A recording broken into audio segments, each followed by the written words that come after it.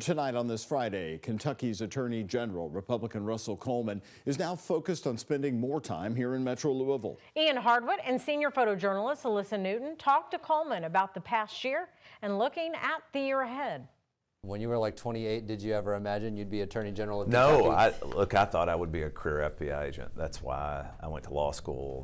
That was my intent. We make plans and God laughs. A little over 2 years after his election, Attorney General Russell Coleman calls himself Kentucky's top cop. We're the hammer, and it's our job to go after the most violent offenders to seek the longest sentences possible. His prosecutor's office of 3 in downtown Louisville brought in 115 indictments over the last year. It's part of a local violent crime reduction team. So much of the violence we see in Louisville is gang-driven, group-driven. So many of these trigger pullers are young.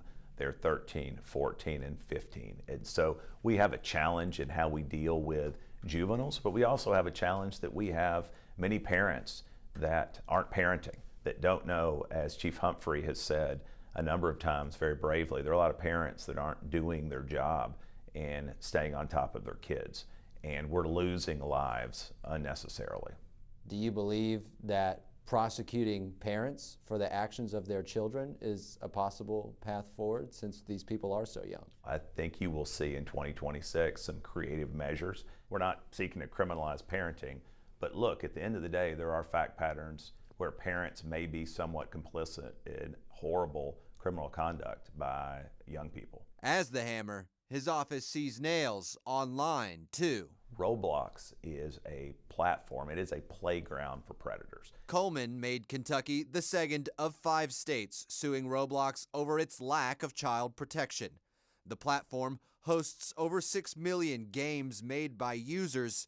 Some are sexual. Open bathroom experiences. I mean, this stuff is foul. Roblox's own data says 2/3 of all kids in America aged 9 to 12 play its games. After the lawsuit in November, Roblox added face scanning that limits chat features depending on how old it believes the player is. Anyone 13 or older can submit a government ID instead. To Coleman, it's not enough.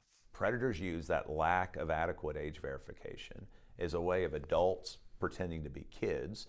And look, young kids use it as a way of purporting to be older. Where they meet in the middle is a dangerous place. As Coleman looks back on 2025, he's proud of the body armor his office granted to police across the state. With $15 million from the General Assembly, the office gave out 2,400 bulletproof vests, plus 14,000 helmets and shields. Like this one, texted to Coleman from Scott County Sheriff Jeremy Nettles. And a caption that said, "Your shield saved a couple of my guys." That's what I'm most excited about, how we serve those men and women that, Ian, will be out there tonight when we're safe in our beds. Reporting from Frankfort, Ian Hardwick, WHAS 11, on your side.